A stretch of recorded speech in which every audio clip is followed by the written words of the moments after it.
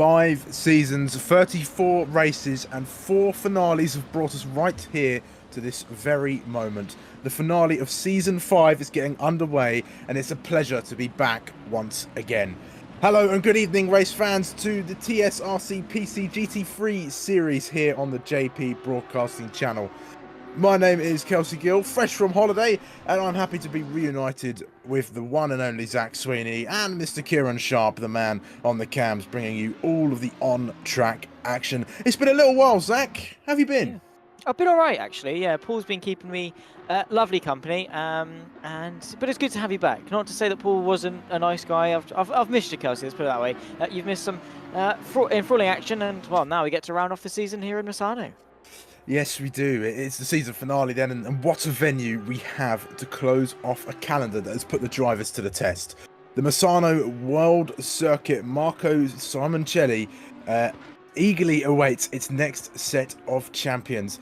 Just an hour and 5-minute drive from Imola, Misano is a 4.226 kilometer track with 16 corners, which offers a mix of high, low, and outright satisfying areas of racetrack.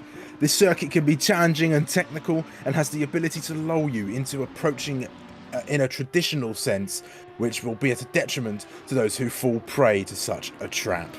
We've had quite the gauntlet of circuits, Zach, and I think it's a fair statement to say that this track is the perfect place to sum up both a tricky calendar and a challenging season. Would I be right in saying that? Oh, absolutely. I mean, when you think we've been to the Nürburgring, Suzuka, Brands Hatch, that's the first half of the season.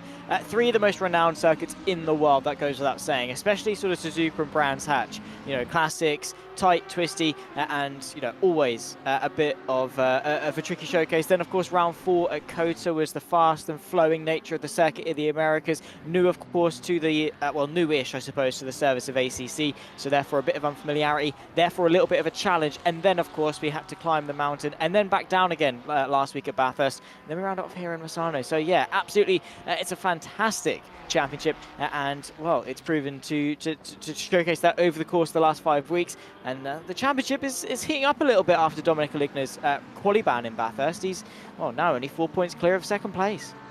Yeah, it is very, very much heating up, and we'll take a quick look at that in just a few moments' time. Just a quick hello to everybody currently watching along so far. I believe there's 4 people currently live, and hello, of course, Phil across the pond. It's always nice to see you popping yourself into the chat, first and all, giving us a nice, good evening at the start of a session. And of course, do feel free to join in on the live chat as well. All of your input does really it's really appreciated. Start up some conversations, maybe a little bit of banter from the TSRC guys as normal. Andrew Pike, I'm looking at you as always. But yes, we're here. It's the finale. It's qualifying. Drivers are going off, and let's take a quick a summary then of the season we've had. This time it's season 5, and well, Dominic Aligna, Sam Fleety and Samuel Chumley have really been your protagonists of this season. Dominic started his run very, very well in the first 3 races, a first, and then a 4th, not so good. And then it petered off a little bit later on, but I'll let Zach cover that bit. But Sam Fleety has been keeping him honest, as well as Samuel Chumley, the two of them trying to oust the German driver from his position toward the top. But it was an uphill battle for those first few races, and I'll take a quick glance at the AMS first 3 rounds, as Patricio Gemello, leader of the AMS thus far, but he started off very poor. He's dropped round, thankfully, being his P11.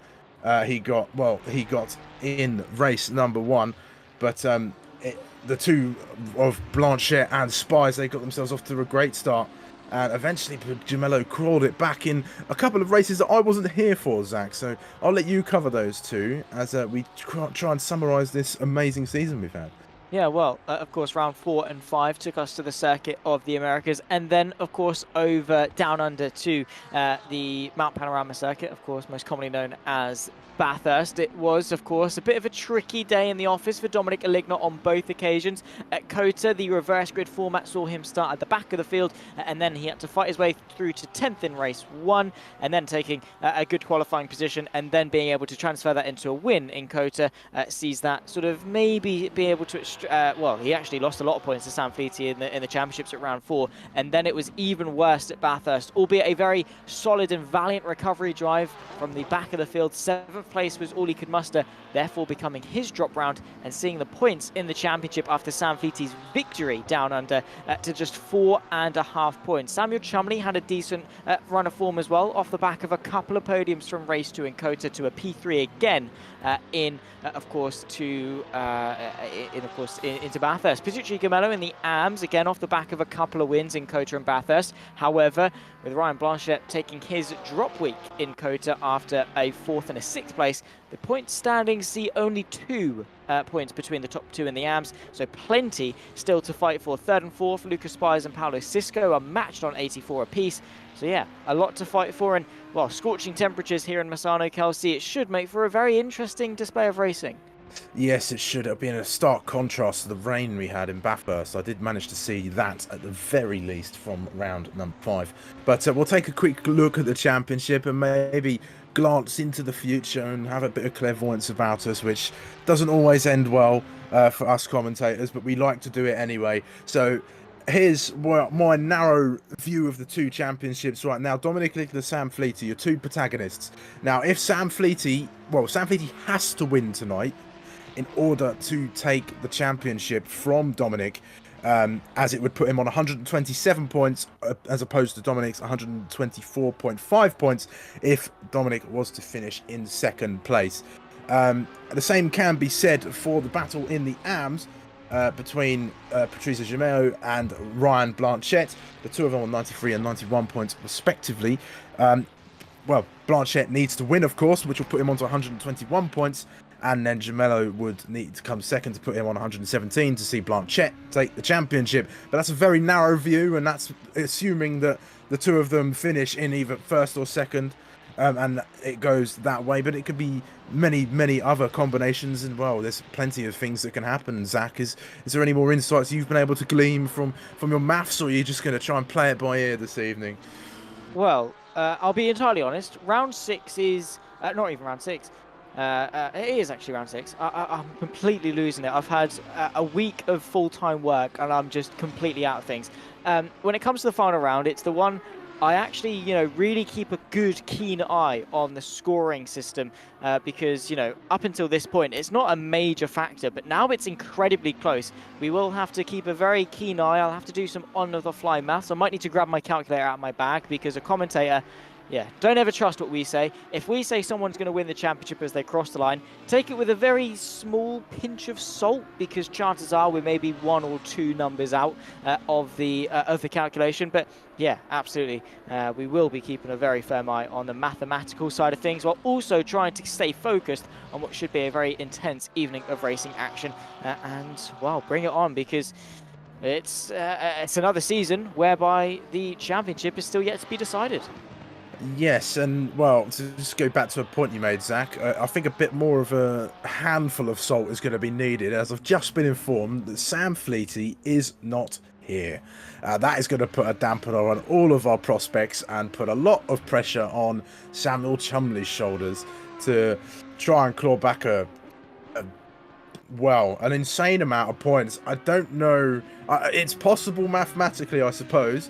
But it's going to really take a poor race from Dominic Aligna for it to happen. So it does put a little bit of a dampener on the championship fight in the pros. But there's plenty more action to be had up and down the grid. Jack Southfield's trying to hold out his position in P4 from Sir Smokey and James Wright behind. Winner of race 1 in the sprint of round 4. We lose Ethan Faulkner, of course, due to a disqualification. Jamie Nuttall's there as well in this battle in the midfield, as well as Elias Troyer and Maurice Stryker as well. So keep an eye on that action in the midfield. We've had plenty of that this season.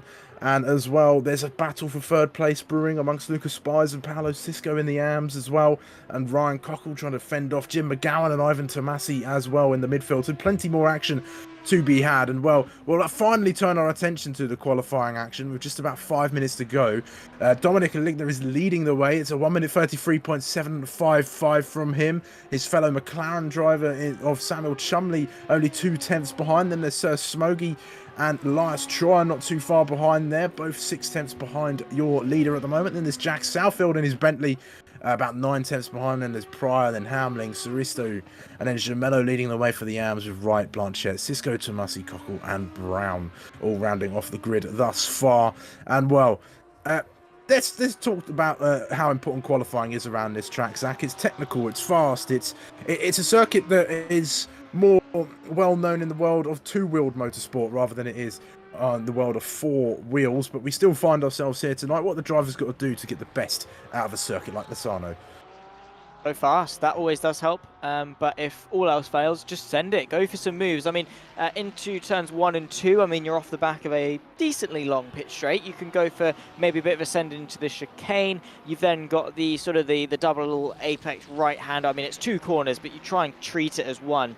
Going into the Curva del Rio, that's obviously where you send it on the brakes into the initial right hand and then try and stay as tight as you can to then set you onto the left for the back straight. So again, an opportunity potentially there for a good old send if you could go for it.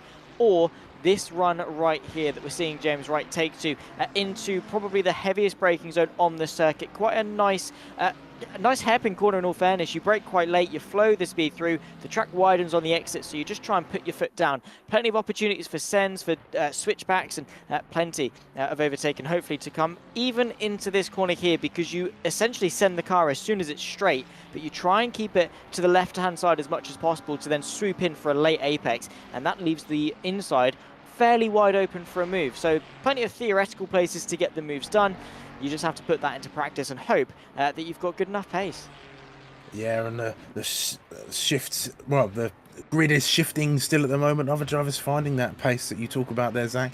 So Smoggy now only a tenth away from Dominic Aligna's time as we tick down at the seconds as well. And well, I'll add one more thing to the championship drama before we round off this qualifying session. It is somewhat still possible for Sam Fleety to take it. He will need to, well, Dominic Aligna will need to have a bit of a naff session, but it's not looking like it's going that way at the moment. But we can't say too much as the race is yet to be written, or raced if you want to put it that way as well. But there's a decent split at the moment. Oscar Soristo going around the track at the moment. He swapped his trusty Porsche with a Lamborghini now, so joins Stuart Pryor and Hamling in the Italian manufactured car. And can he put in a quick time? No improvement there, but he'll be trying to go around again in a few moments, so we'll see what's going on with the 2 minutes and 2 seconds left in this session. Yeah, just to build on the point that Kelsey was making. So essentially Sam Fleety, he will be taking round 6 as his drop week, which means it will be scored 0 points and it won't count. What it does mean is that his previous drop week, which is round 1, which was a 5th place, will then see him sort of reinstate those points. The points you get for 5th place are 16. So you get 16 points for a 5th place, which you might be thinking, great, that's a decent result to fall back on. However, the drop week for Dominic Aligna is a 7th place. So if Dominic Aligna had a score better than 7th, he would be able to win the championship because he scored more points than his drop week and therefore would then gain points on Sam Fleety.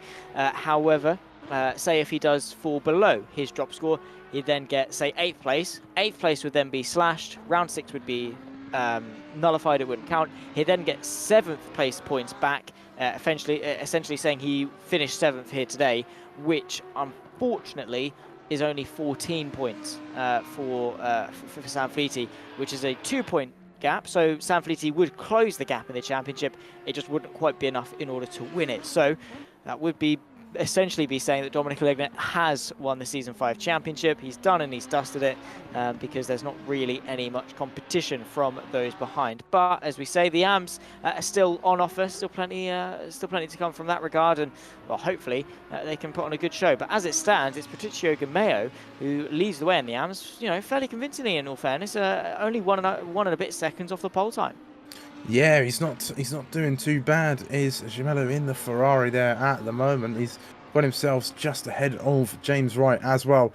Qualifying is coming to its conclusion then, with 8 seconds left to go. Here's Guillaume Hamling coming around the circuit in his blue and orange Lamborghini. He's not been as present here as he normally is in the sessions. Normally we see a lot more from Hamling.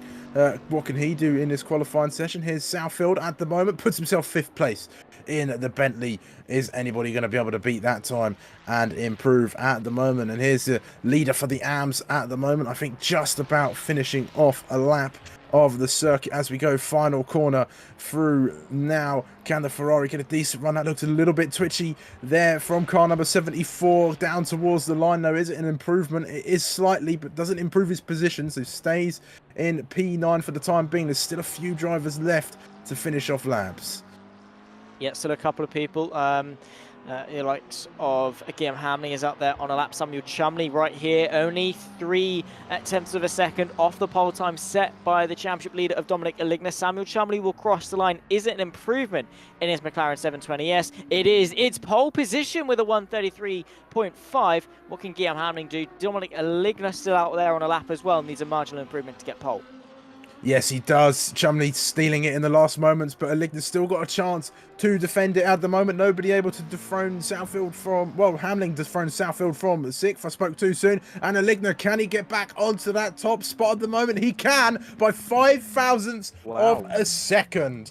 just what he needed to get himself in the front. We'll run you through the order as they finish qualifying. Then with Dominic Aligna taking pole position by the smallest of margins in amongst the pros. Is Samuel Chumley going to be lining up alongside him on the front row of the grid. Then we have Sir Smoggy and Elias Troyer on the next row back, with Guillaume Hamling and Jack Southfield occupying row number 3. Paolo Gemello puts himself in P7 with Stuart Pryor, Oscar Saristo and James Wright rounding off your top 10. Then we have Ryan Blanchett taking second in the AMS for this qualifying session, with Cisco, Cockle, Brown and Tomasi rounding off your grid for this evening. It should be a good finale then. Gemello set himself up well for a good race amongst his fellow AMS, and well, it looks like it's all but done for Aligna. I think this will just be a fun trip around the Misano circuit for him, I think, tonight. Yeah, see if he can round it off with a win, because he's already had 3 so far this season. 3 of the 6 races that we've already done, which is, a 50% win rate. Let's see if he can, top it up to 4 of the 7 races and win over half of the races that we've had. Round 1, round 2, race 2 of round 4, and now potentially what we've got here today. I mean, the 2 McLarens are looking mightily quick, as they have done for the majority of the season. In all fairness, only 5 thousandths of a second separate them in qualifying. All that matters now is how efficient they can drive in the race, and how effective their tyre saving skills are, because a 43 degrees Celsius track temp is going to be scorching hot. And yes, it's only 40 minutes long, but you're therefore more encouraged to push on the tyres, therefore using more of them and increasing their temperature, therefore enticing more wear to make them even more slidey the later on in the race you get. So I think we're in for an interesting race of both conservation and, well, maybe a couple of tyre worries as well.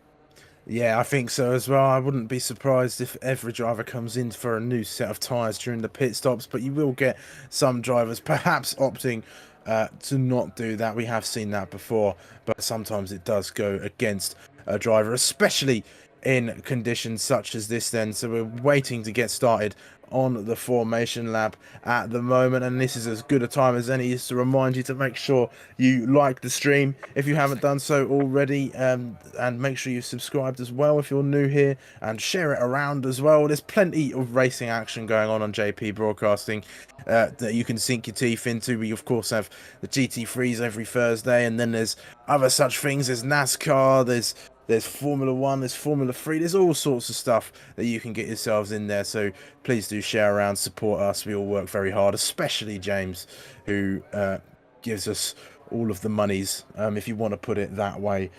Chef Gone War is wishing everybody luck in the chat as well. That is very much appreciated for the drivers then. So we're on to the formation lap, Zach. It's the final round. What's going through the drivers' heads? What have they got to prepare for in this finale? Well, everything. Expect the unexpected, I suppose, in that regard, because it's going to be a very tricky race ahead.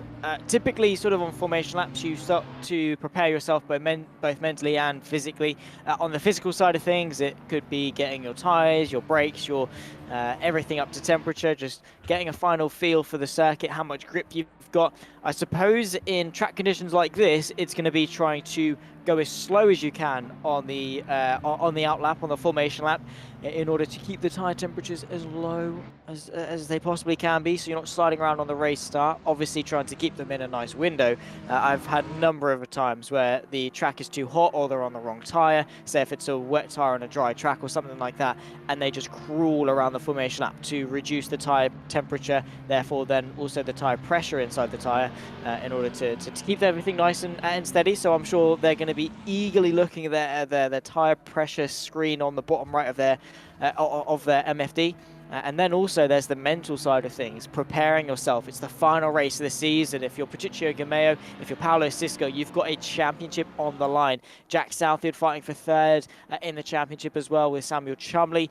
All of those things are going through the driver's head, and to sort of calm them, either you hype yourself up, or you breathe, you calm yourself down. Some drivers like to start clapping and going crazy, going feral, trying to hype themselves up, get the adrenaline flowing.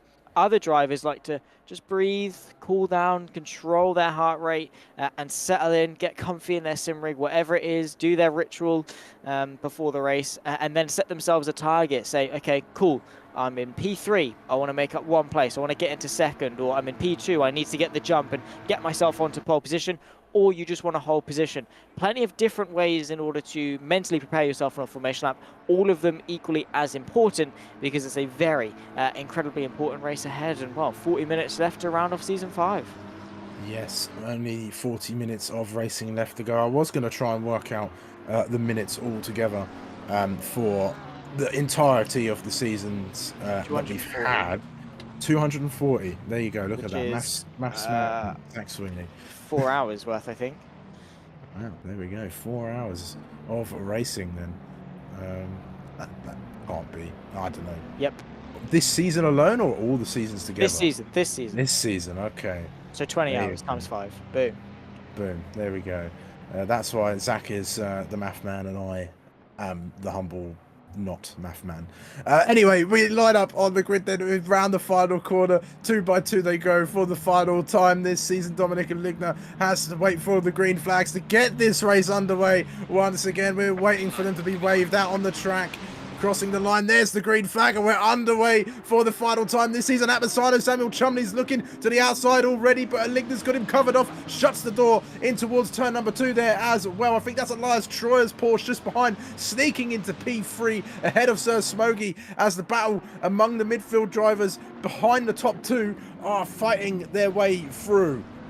Yeah, Paolo Cisco unfortunately being given a drive-through penalty in the opening moments. Jack Southwood trying to look to go to the outside of the Lamborghini. Guillaume Hamlin just ahead of him. They've also got the Audi R8 of the 2-time champion of Sir Smokey. Jack Southwood unable to make any progress forward. He's also got to be careful of Oscar Cerezo just in behind. They head their way into the hairpin for the first time, and there's a bit of a send from the Ferrari. Patricio Gameo losing the place, I think, to Ryan Blanchette as he moves his way into the Am-Lees, but Patricio Gameo, he needs to be careful because there's only a 2-point swing in the championship, and as it stands, that was the championship deciding move. Yeah, it certainly was, and it's still a long race though. Anything can happen at the moment. Here's Gameo as well. Southfield chasing down Hamling in the Bentley at the moment as the timing tower sorts itself out, as ACC's very dodgy timing tower keeps going. But here's Blanchett and Gameo still battling away. This is a championship battle we're keeping our eyes on. I'm glad the AMs have brought us something to commentate on today, because it's definitely on between these two at the moment. Car number 5, car number 74. I hope they continue this fight throughout the race. At the moment, they're very much evenly split, the two classes of car at the moment. There's Cisco diving into the pits to serve his drive-through penalty. That is not the start to the race he would have wanted as well at the moment. Here's Samuel Chumley then. He's all over the back of Dominic and Ligner. This circuit is one that really favours experience, really favours practice and knowledge of the track. And well, if you could do that, Zach, I think you can be on the front foot in a race and qualifying at any time you go out on this track. Yeah, practice is key. I remember talking to the drivers of the Formula E Accelerate Championship, and I was like, so how much practice have you done? And they were like, we've done race sims, we've done quali sims, we've done energy saving sims, we've done this, that, and the other, everything under the sun, in all different combinations, all sort of conditions and feedback settings and things like that. Hundreds upon laps, hundreds upon hours around a circuit. Obviously, maybe not expecting these guys to rise to such a level because there isn't a £10,000 prize pool on offer, but still a similar level of preparation needed to rise to a level of competition. So yeah, it's about nailing your apexes, your consistency, when to pit, how much fuel to put in, this, that, and the other, how to save the tyres, and that is data you get from experience, going out there and learning, going and doing it. It's all good looking on theoretical sheets, but you know, you've got to apply your own driving style to that. And Sir Smokey, unfortunately, a little bit under pressure from the Lamborghini of Guillaume Hamlin just in behind. But yeah, plenty of preparation needed, and as it stands, it's the two McLarens who are reigning supreme. Yes, is at the moment going ahead. The field sandwich between two pairs of McLarens at the moment. Cisco and Tomasi, and then there's a Ligner and Chumley at the moment as well. But this is quite a little fight that's going on at the moment. Smokey and Southfield, they're fighting quite closely with one another in the championship at the moment. In between them, though, is Guillaume Hamling, who is acting as a little bit of a blockage between the two. But Southfield will be welcoming the pressure that Hamling is putting onto Smokey's shoulders as he races around at the moment, hoping for a chance to get ahead of Hamling and maybe even get ahead of Smokey, his rival at the moment. Here's Adam Brown trying to find a way past Ryan Cockle at the moment, taking a few liberties with the track limits at the minute, but this is a circuit where you really do have to use all the track available to you, otherwise you're really shooting yourself in the foot as far as many of these corners are concerned. Yeah, it's so tricky of a circuit. Is Misano a little bit wide, they're a little bit late on the brakes, in all fairness, from Adam Brown in the Aston Martin. Very decent livery, it must be said, the baby blue with the black and the white. Yeah, it's all right. I can live with it. And hello, Mr. TV Man, he says as his teammate. Hello to you too, Adam Brown. I hope you're enjoying yourself out there in 13th place and 4th so far in the AMs. And, well, good luck on your quest for your AM podium in the 454 machine. Love that. He's even acknowledged us down there on circuit. I suppose that's kind of a fourth wall break, but not really one. It's sort of in that same vein. But anyway, we're back to the front because Elias Troyer has got the two-time champion for company, as the Porsche is, as it stands, the fastest man on track until Samuel Chumley says, no, you're not. I suppose it depends on how you look at it as far as the fourth wall break's concerned, because if it's a simulation of reality, then I suppose it is a fourth wall break, but then I suppose if it's reality, you can't really break the fourth wall, as the fourth wall is not there to exist, but then it's also a show, it's a spectacle. I'm putting way too much thought into this than is necessary. Focus back on the cars as we keep going. This fight is continuing to spice up a little bit. Elias Troy maybe being a little bit of a cork in a bottle at the moment as far as Sir Smokey's concerned. He seems to have a lot of pace in that Audi, but we know how nimble that Porsche is. It's such a great car to throw around a racetrack, but that's very wide from Troyer there, and it almost invited Smokey to have a little bit of a look. He got close, couldn't quite draw alongside the Porsche at the moment. This is a very tricky corner here. Can he maybe catch out the Porsche as we go through? Not quite, as we get through the next part, and they still go one by one, bumper to bumper, as we continue to go through. And we've still got plenty of time left on the board. Smokey having another look toward the outside as well. Here we go. He's going to have a little go around, maybe switch underneath the Porsche, but Troy's got him covered off, and this brings Hamling ever closer as well. This is a great little five-car fight, and a mistake from Troyer invites Smokey to try and take the place now, and 2 by 2 they go wide for Sir Smokey. Just about wrangles the car ahead of the Porsche.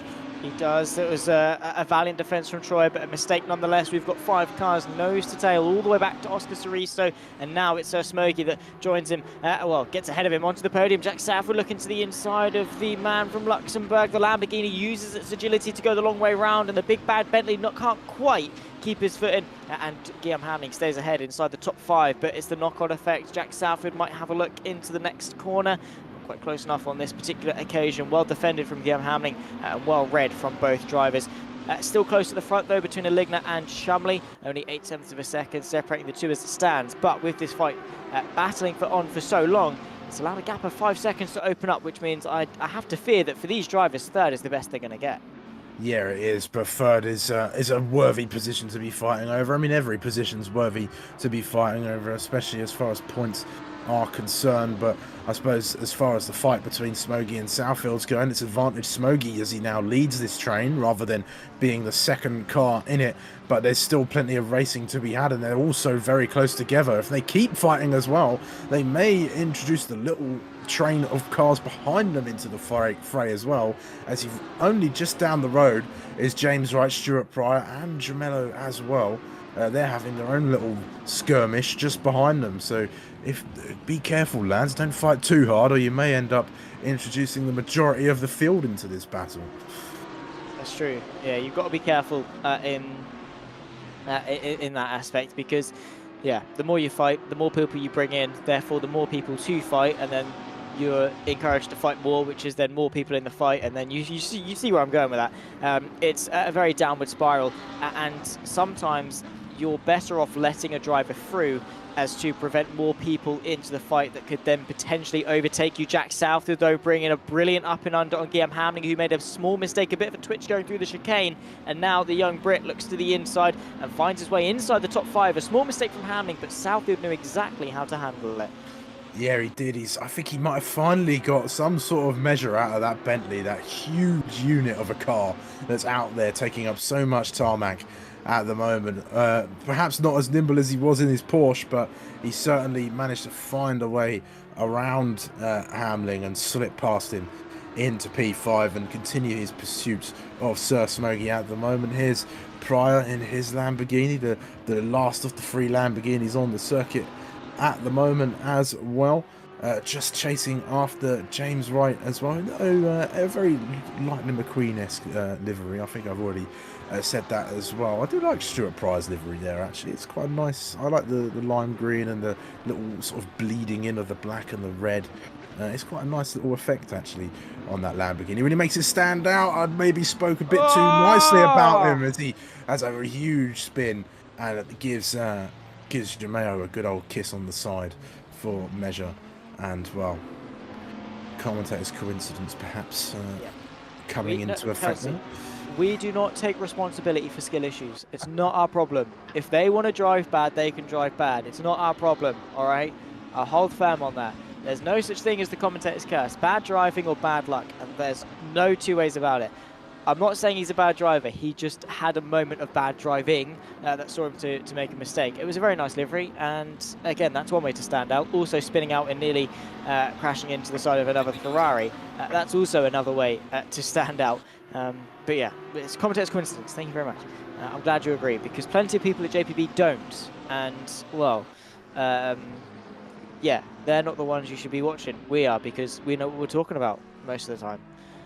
Yeah, that we do, but yeah, I mean, I suppose I chose to sugarcoat it that little bit more. Bit of a good commentator, bad commentator going on there. Nope, there you go. Zach is gonna die on this Honest. hill. I've hunkered down, mate. I've got it. I'm ready to go. I'll fight anyone. There you go. He's dug the trenches, and we're going to be in for a long one for that. But I'll stop fighting a losing battle. And we'll continue to go on. It looks like Smokey's built up a gap, and he's actually closed down Samuel Chumley a little bit, only by a few fractions of a second. Samuel Chumley has dropped way back off of Aligna now. It's 1.6 seconds at the moment. It seems Dominic has put his foot down and said, "See you later, Samuel.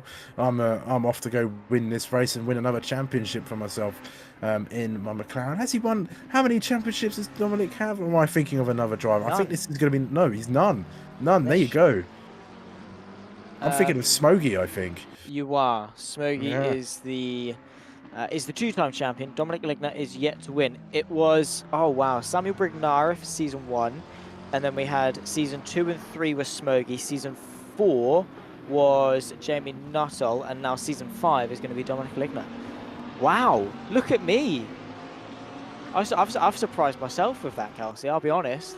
I mean, you'd expect it, because I've been here since the start of the championship, which, by the way, was kind of a year ago today. It's a year ago tomorrow, but we're on the same Thursday in the year. So happy early birthday, the TSRC. Boom. Yeah, happy early birthday for the TSRC.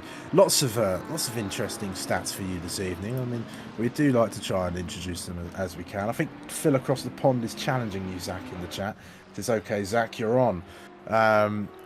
As to exactly what that pertains to, I'm not too sure. Maybe your point about commentators' coincidence and taking liability for drivers' poor driving is not. But anyway, speaking of driving, the pit window's open. It's been open for the last 2.5 minutes or so, so drivers can now opt to dive into the pits, change their tyres or not change their tyres, but they have to take it. And the only driver thus far is Stuart Pryor, who's come into the pits as well. He's way back, about to get lapped actually as far as the track map goes on. So a poor final race for Stuart at the moment as well.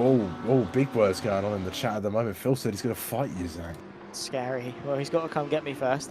And yeah, not to be ageist or anything, but I'm sure my limbs are more capable at running away than his are. No disrespect to you, Phil. I'm sure you're a lovely guy. But we do love our quarrels in the YouTube chat. It's always a bit of fun, always a bit of banter, as we like to call it. And yeah, well, bring it on. Let's put it that way. Bring it on. And if you lose, well, to be fair, it's a lose-lose for Phil, right? Because if he beats me, it's, oh, well done, you've just beaten up a child. As Jack Southfield is trying to beat up Elias Troyer around the outside for 4th place. He's trying to get the up and under. Beautiful stuff from Jack Southfield as he picks his way past Elias Troyer, trying to fight back to the inside, forced to be given the space from the Team TSRC driver. Cut off again, the Porsche goes the long way round. Jack Southfield able to hang on to it. But if Phil wins, it's, oh, well done, you've just beating up a kid. And if he loses, it's, oh, you've just lost to a kid. So he can't. He can't win. It's physically impossible. So bring it on, Phil. There we go.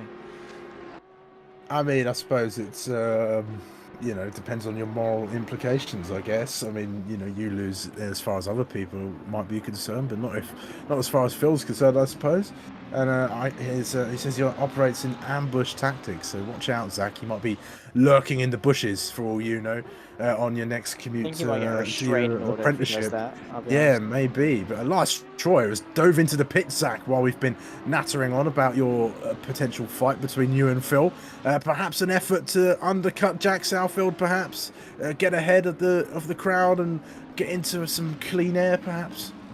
Potentially so, yeah, that makes sense, because, again, a 43-degree track temp, going down the pit lane, you know, you're going slower, so maybe naturally you're going to cool off the tyres a little bit, come out, be a little bit faster, and again, as you say, just that natural clear air. You're not forced to fight with anyone, and you, yeah, you therefore will be able to maybe make up some time relative to them. I'll be surprised that Jack Southfield stays out for any extra lap, because it's a very sunny day here in Misano, and he'd love the shade that pit wall would cover, because if he stays out for any longer than maybe 20 minutes, he will very much get burned. I hope his mum was able to apply some good old SPF 50 to him before he headed out onto the racetrack today, but burns or not, he doesn't seem to be slowing down at all. Still running quite well in 4th. Yeah, he is, and well, like I say, it looks like he's definitely got a bit more of a control and a bit more of a measure over that Bentley. Has finally wrangled that beast of a car into a car that can be a bit more nimble in the hands of Jack Southfield, who, you know, despite all the dirt we throw his way from time to time, definitely is not a terrible racing driver when it comes to getting on there. He's all right, says Zach Sweeney. I always enjoy watching Jack Southfield. He's rather aggressive, which I quite like in a racing driver. And now Hamling into the pit lane as well. We rode on board, just a little bug on his dash cam, I suppose, on his dashboard, if you want to put it that way. But he comes into the pits as well. Southfield's still out as well. Many drivers still yet to pit at the moment, but we've got the likes of Hamling now pitted, and Troyer and Blanchett, Cisco, Pryor, Cockle as well. They've all taken their mandatory stop. When do you come in, Zach? What do you favour in these situations, or do you have to just go with it and just respond to what your rivals are up to? Yeah, I suppose you just got to go with it and see what's happening.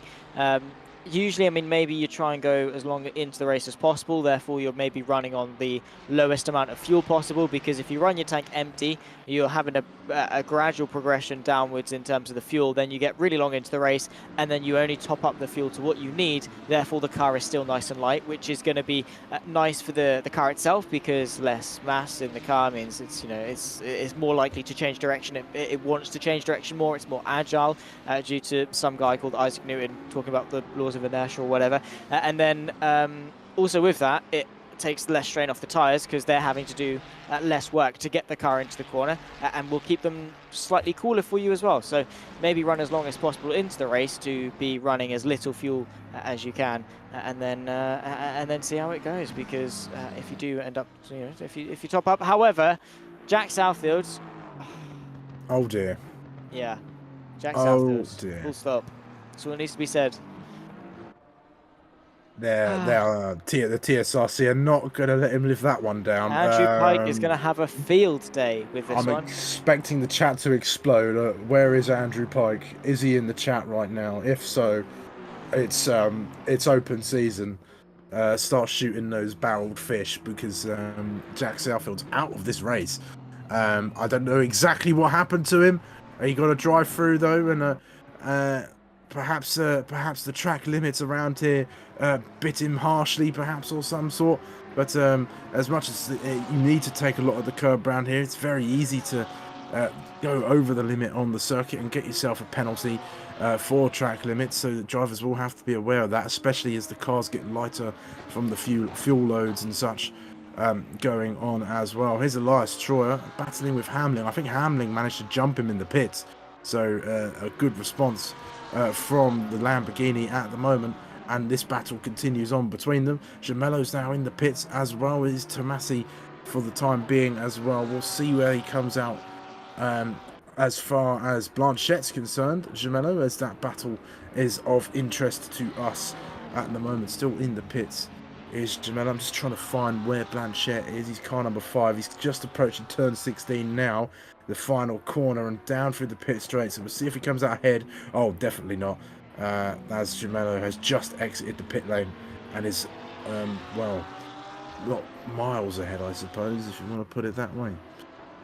He's, I mean, it's a racetrack, so he could be, but yeah, not to the standard that Ryan Blanchette would particularly like. He's a little bit still behind Patricio Gimeo, and we'll wait and see how that gap develops. We have just approached the halfway point of this race, and it's Dominic Aligna that's running away with things out in front. Samuel Chumley gave him a good run for his money in the first sort of 10-15 minutes or so, but since Aligna has started to stretch his legs, run away a little bit, 3.5 seconds now is the gap, as well as that fight for third with Sir Smurgy has also begun to sprinkle out. Adam Brown, who did give us a bit of a note in his team name, unfortunately has picked himself up a drive-through from the provisional AM lead, the 54 machine, again falling victim to the copious amounts of track limits incursions you can pick up around Misano.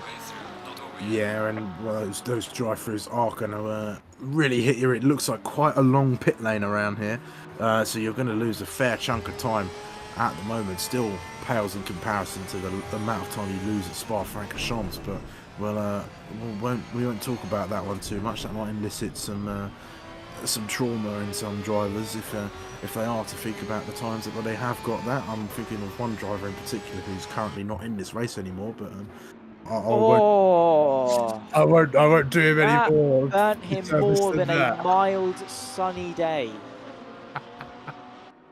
Oh, I had to throw it in there somewhere. I can't let you have all the fun, Zach. Fair play. I've taught him well. He's like 6 years older than me, but he's my little apprentice. I've taught him well. He's getting it done. He's been in what, a season, 2.5 seasons now. He's learning. He's picking things up. It's good. I like it. It's good. We rip into Jack Southfield. I hope he's back for season 6 because we are. Yeah, let's bring it on, because these guys have not yet to get rid of us. So that means we're just going to rip into more drivers. Can't wait. Yeah, so, you know, if you're a driver on the TSRC GT3 PC Series grid, then you're fair game. Exactly. You signed a waiver when you joined. You didn't, but you did. That gave us rights. Although there might be one, maybe I mean, I don't know which driver no one's is safe. free. No one's safe. As far as Zach's concerned, I might be a little bit more lenient than that, but either way, for now, yeah, we'll see if the savagery levels go upwards. Anyway, yeah, it is. The top 4 have come in for their pit stops now. No change in amongst them at the moment, and the only driver yet to come in, Adam Brown, has come in. Whether he'll be serving his drive-through or his stop will be another thing. Here's a bit of side-by-side action, though. This looks like Suristo and James Wright going at it at the moment. The Lamborghini just eking his way through ahead of the Ferrari there, as I believe he came out of the pits, or maybe he just made a little mistake as they went through. But Suristo up into P6 now ahead of Wright. A few little battles going on. The timing tower looks to have reset itself, and while things seem to have settled down a little bit, there is a bit of a scrap going on for P4, and I think that's the closest fight on the circuit at the moment. It is. And yeah, Andrew Pike has now chimed into the Discord. He's not quite yet in the stream, but he's picking up what we're putting down. Let's put it that way. Now with 17 minutes left to go, let's hope he can come in and join in, because Andrew Pike, he's our biggest encourager, right? People might be sat there at home saying we're harsh and the organisers must hate us for how much we rip into them. They encourage us. there was times, obviously before I got Kelsey on this, sort of the season 1, 2, and 3 times when I was by myself commentating on the TSRC, Andrew Pike would tell me things to try and fit into the commentary, just to try and spice it up a bit. So you know, they're just as bad as we are when it comes to slating the drivers. Unfortunately, you can see where Adam Brown has picked up his track limits incursions as he runs a little bit wide just ahead of Paulo Cisco. But in talking of the AMs, it's Patricio Gimeo with a very firm lead over Ryan Blanchet, and therefore a firm grip on the championship as well. Yes, it is. And we always big up these championship fights, don't they? And I think maybe that's where we're missing the trick. Maybe we just don't talk about the fact that the championship is close, and then it will be a good fight. Maybe we focus on the guys at the back or something. No, because that's admitting to the commentator's curse. Oh, see that you're kind of unpacking your own beliefs there, Zach, in all honesty. But what's happened to Stuart Pryor? Let's see. As he overcommitted into the final corner, he has a little bit, perhaps unsettled. No, he's sort of going around. Maybe this isn't the first couple of corners then. Rather, coming around the final corner. Let's see where he's made this mistake, where he's dropped the car.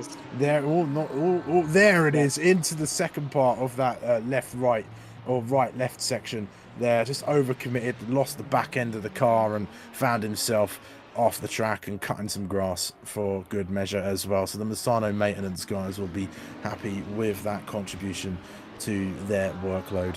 But we continue to follow then Oscar Soristo at the moment, and well, Elias Troy's dropped off of Hamling and he's found himself Soristo for some company now. So it's Porsche versus Lamborghini again. This time the other way around with Hamling. He's catching onto the back of Sir Smoggy, and quite quickly, as a matter of fact as well. Did Sir Smoggy not take penalties or tyres even? I don't know. You can usually gain quite a bit of lap time in the pit lane for whatever reason. Oh my goodness me! Wow, Guillaume Hamling, his left leg is in pieces. I can guarantee it. As a sim racer, we've all been there. Anyone that's driven anything in sim racing, we have been there when there's a car in front and we forget to brake and we push our left leg through the floor to get it stopped. It doesn't do anything more in terms of brake pressure, but psychologically we know if we press it hard enough it will stop the car. So Guillaume Hamling, I'm sure, has got a little bit of a tingle in his left leg and maybe a bit of soil in his underwear as well, just for good measure, because that was cutting it very close. Adam Brown, unfortunately just ahead of this fight, you can see there in his white, blue and black Aston Martin, has gone into the pit lane to serve his drive-through for track limits and sped and got himself a stop-go 30-second penalty, which has just been from bad to worse for Mr. Brown. Yes, and that's just the worst thing. You're just mounting up penalties on there as well. Just a point on braking as Soristo has a little look to the inside of Troy there as well. There's also other options for braking. You can, of course, opt to not brake and use the car ahead of you as one. It's very much frowned upon in racing, but I happened to do some karting while I was out on holiday, and while my friend decided to use me as a brake and dive me up the inside of a hairpin, which was quite the shock for the time being, but it wasn't all too bad. I think 82 laps of racing in a kart really takes a toll on your body, actually. It does. I remember Romain Grosjean saying that obviously during the downtime between Formula 1 races, he did some shifter karts, which are like, you know, well, obviously 6-speed karts usually, just a little paddle next to the steering wheel that you use. So much torque, and they've probably got maybe 50, 60 something horsepower maybe, and you're on the floor, and they're very physical because you turn, the kart turns, and you very quickly run out of breath and feel the forces and get bruises on your ribs or you're chucked around in the seat. And yeah, karting is a very physical sport. So Kelsey is right, even if it's sort of, you know, rental karting and things, it still does take a toll, especially if you're not used to it. So yeah, it's a fun way, because it's just a fun way to keep the adrenaline flowing, I suppose. Yeah, I imagine what the likes of Formula 1 drivers and all other motorsport drivers really feel like in there as well. Kieran in the chat just recognising my top tips. If you don't brake, you go faster. Yeah, it's another little bit of snippet from my driving school thing, as we watched Soristo go slipping down the inside of Troy there. That was a lovely little move between the two of them, and the Lamborghini gets himself up a place at the moment, ahead of Elias Troy, who will try and get that one back if he can for the moment. But I'll continue on my point of, you know, my little tidbits of my driving academy. I hope to release a book one day. It'll be called Go Faster by Kelsey Gill. That'll be, you know, on market to buy at many retailers. Do I get a copy? Or... A signed copy, Zach. Signed copy, mate. Honestly, the privileges of my job. Ah, I love it. Fantastic. There you go. Nice. I'll chuck in one for Kieran as well. Ah, not for Andrew though. He's not good enough. He doesn't deserve one. I don't know. He's not lit the chat up with That's true. Any banter at the moment. So he's really shooting himself in the foot. He'll God. get a paperback copy at this rate. Oh, paperback. That's harsh. Yeah. It's disgusting. But yeah, I would like to see it. Go faster, and it's just the most obvious tips. Turn the steering wheel to go right. Turn the steering wheel to go left. Press the right foot to go. There are still people that would buy it, and it would be very helpful too. Yeah, just go faster. I like it. I like it. Nice. Anyone has got any suggestions for tips as well? Do throw them into the YouTube chat. You know, turning on your monitor so you can see the track does help. Anything like that. As Dominic Ligner, I think he's got the perfect combination of all your tips put together. Oscar Soristo, however, does not. What has happened there? I'm hoping we'll see a replay of that. He's just completely gone off the circuit there at the moment. Here we go then. What has he done? Has there been a bit of contact? Has he gone a bit too much into this corner coming up here? Let's see what has happened to the Lamborghini. He's off the camera for now. Here he is again, coming around. Where is it? Where's he going to go? 992 coming through, just gives it a bit too much. We've seen that a couple times from some of the drivers, and well, he decides, I'll cut that corner then and do a little spin for good measure as well. And then Elias Troy just sneaks up along past him. Yeah, and well, Oscar Soristo not going to be a very happy bunny, but using his very good finish intuition in order to, you know, tame the car and use the car control.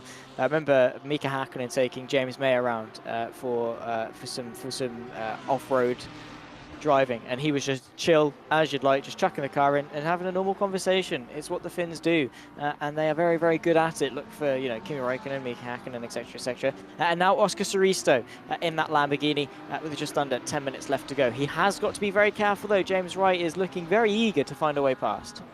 Yeah, perhaps Oscar should also send Oscar a copy of my book. That might help him with his on-track abilities and to not go on. I'll send one to Jack Southfield as well if it looks like he might need it after today. But Mr. JSA saying, finish always trying to go rallying. Yes, they are indeed. And some more glass cutting contributions as well. They really do love cutting grass to finish, don't they? Yeah. But they're good at it. They're good at it. Kieran saying that he's finished. Thanks, cheers. Is that what you say, sort of, I suppose, when a finished person, you know, kicks the bucket, you know, they just put them on their gravestone, just finished, because, I don't know, why not? I think that's a crime in some countries, Kieran. That level of joke. That level of dad joke, yeah. Yeah. Oof. Disgusting. Oof. Well, we'll forget that ever happened for the moment. We've got 8 minutes and 20 seconds of racing left. He's lost his copy of your book. There you go. Well, he's got paperback signed now, so it's just going down in the hierarchy. Downgraded, yeah. I'll give you it'll be an audio book if it carries on at this rate. Well, that means he has to listen to your voice, and that's bad enough when he has to watch you comment. I was joking. Whoa, that's rough. Yeah. That's an attack right there. I meant it when I said no one's safe. God, no one We're in our virtual commentary booth, and I'm just there threatening Kelsey. Good thing it's a virtual one, and we're not actually stood next to each other. One, because you'd tower over me, and two, because you would not be safe. Yeah, and it's a good thing that I refuse to go any further than north of London, because I don't really fancy a trip up to Norwich. Yeah, I mean 6 fingers on each hand. Yeah. Not the most inviting thing. What's going on the track? Here's Adam Brown going around. He served his stop-go penalty at the moment in his Aston Martin, and he's, I think, letting Ligner through there. So he slips down the inside. At the moment, he's got 6.3 seconds ahead of Chumley. These gaps are massive. There's no battles going on. Everyone's either dropping it or just having their own little bit of fun out there on the track at the moment, and it's well, it's been quite the anticlimactic season finale. I think we've definitely had better as we've gone along, but it's still produced some moments of great racing out there at the moment as well. Some good little battles, and well, Saristo will be ruining the day that he had that spin after he made that lovely little move on the last try down the inside. And well, Jack Southall could probably say the same thing as well about his racing, and then just dropping it like that as well. Yeah, it's been an interesting previous 43 minutes and 43 seconds. It's been an interesting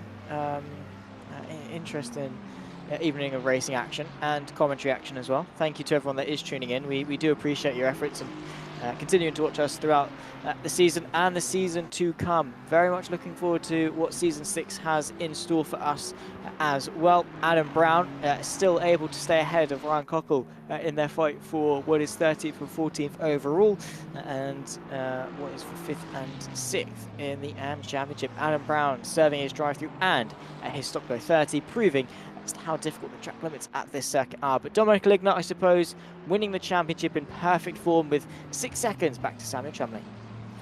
Yeah, certainly, and Camelo as well, after a poor first round, really coming back at it as well, really giving it a good go and winning for the AMS. We'll wait for the congratulations for the last lap, of course, but because anything could still happen. Camelo actually closing in on James Wright a little bit further up ahead of this fight at the moment, as side by side they now go, hopefully not getting too much in the way of Samuel Chumley as he approaches this battle going on. But that's Cockle now ahead of Brown. Brown getting close to the back, getting all too familiar with the rear end of that Ferrari that he finds himself ahead of. And Chumley, this is not the place he wants to be at the moment, in between this fight going on at the moment. Hopefully no issues dethrone his P2 at the moment. All keep it sensible, chaps. Blue flags are still there, even if they're not as stringent as some other sports. So very close. Very, very close. Adam Brown nearly going into the side of Ryan Cockle as well, but Samuel Chumley not messing around in order to find a way past, which is fair enough, because he is on the lead lap, albeit in very much a no man's land type of thing. He's got 6 seconds up to Dominic Ligner and about 7 seconds back to Sir Smogy. So he's just sort of suspended between the two, waiting for the race to end for him to secure second place. Patricio Gameo on the way to winning the AM Championship, and he himself is a good... Well, we'll see what the gap is when Brian Blanchet crosses it, but first and second in the AM for them. They'll be first and second in the championship as well, if things were to stay as they are. Ryan Blanchet needed to win this race essentially over Patricio Gameo, and that hasn't quite been the case. Ryan Blanchet just, well, unfortunately about 26 seconds too short. Yes, indeed.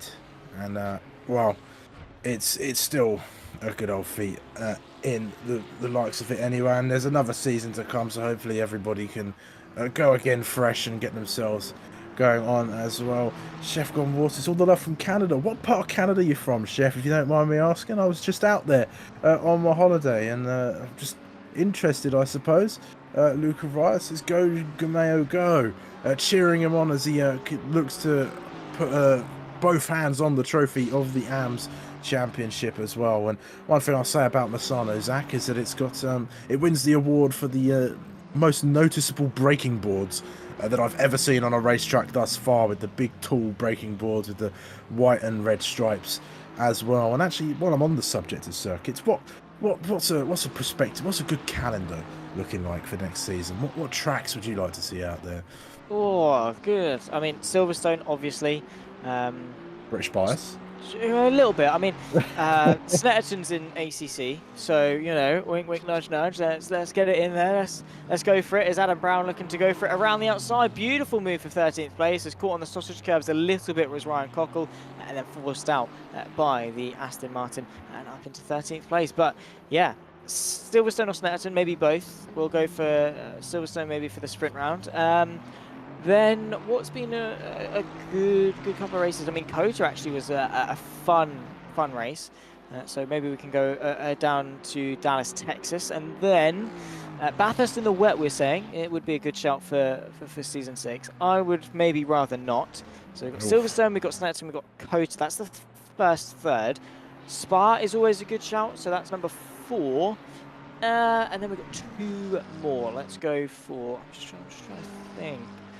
Tracks that we've had and tracks that work for these guys. Alton Park, definitely not a bad shout. I mean, that does make it 3 British tracks in one season. But you know what, we'll go with it.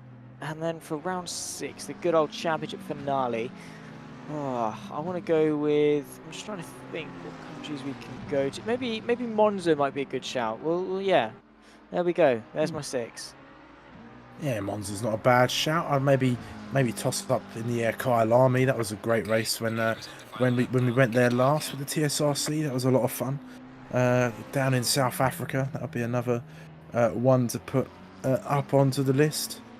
But yeah, I mean, we've had quite a technical and quite tricky selection, so maybe the drivers will welcome a bit more of a well, what's the word I'm looking for? A bit more of a easier run of things. I mean, motorsport's not the easiest of things to do, especially at the levels of the likes of Dominic Aligna and Samuel Chumley, you know, those guys at the top. I mean, all of these guys are incredible drivers, and we've seen them do some amazing things. I think, Zach, we're on the final lap.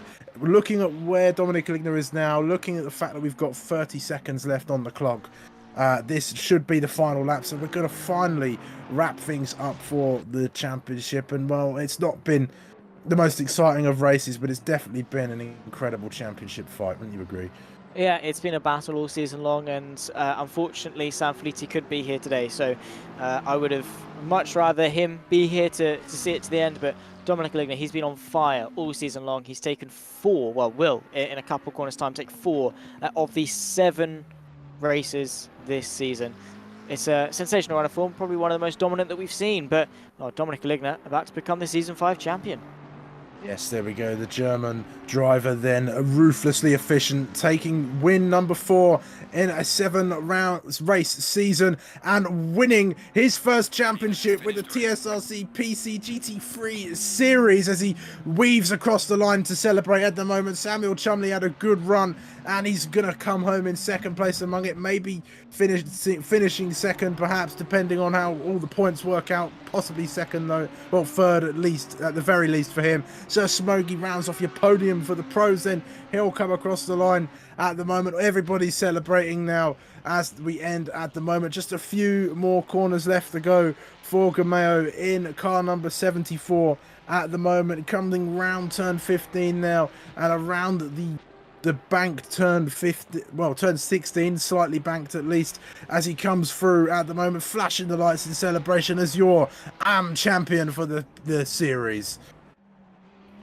Congrats to both Dominic Aligna and to Patricio Gameo. Stuart Pryor, unfortunately, whacking himself with a drive-through right at the end of the race. The number 10 machine having a couple of incursions throughout the race, and, well, now finds himself with a drive-through, which will get converted to, I believe, it's a 30-second penalty at the end of the race. We'll soon find out as he crosses the line. It is a 30-second penalty, which drops him behind into P10. Ryan Blanchett is promoted, but, well, the final race, and here's how they ended up. Yeah, we'll run you through it then for the final time this season. Dominic Aligna, then he wins the race and he wins the championship for the first time. A huge congratulations to Dominic. He's worked incredibly hard this season.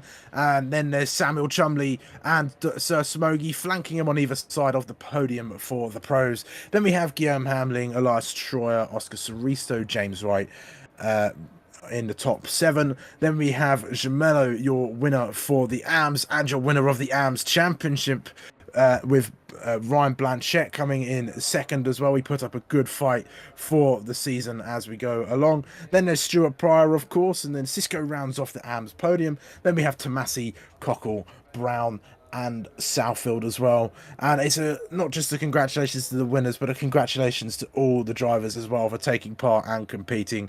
Of course, without the drivers, me and Zach will just be here chatting absolute rubbish. I mean, we do that either way, but the cars make it all that more exciting for us and for you guys all watching, and we do appreciate all of you as we go along. Any closing thoughts, Zach, before we wrap things up? Bring on season number 6. I mean, yeah, again, happy kind of birthday to the TSRC because I've been here since the start of the PC GT3 series, all the way back in season 1. And it's been a wild ride ever since. And then I dragged in Kelsey along for the ride, and we've had a fun time commentating on the action. And, well, we look forward to bringing you even more going into the second year of its inception. And yeah, we'll bring you the action for the pre-season race and then all 6 rounds of the TSRC. Let's do it. There we go. The gaps are always that little bit too long for us, but you know it makes us come in nice and hungry for some more TSRC action, which is always phenomenal as well. Thank you to everybody who chimed in on the live chat. I can see in there at the moment all of your contribution to the stream was very much appreciated, and it definitely gives us a lot more to talk about in the more quiet moments of racing. A big thank you to Zach, of course. A big thank you to Kieran Sharp as well on the cameras, whom without we would be having to do a bit more work than we normally would be having to if he wasn't on the cameras as well. Make sure you do go check out all of the other racing action that is on the JP Broadcasting channel. There's plenty to sink your teeth into as you go through today, and the days keep going on and on and on and on and on. So there's all sorts of racing to go from, but I'm going to stop rambling on, perhaps go get a cup of tea. But for myself, Zach and Kieran, it is a very, very warm good night.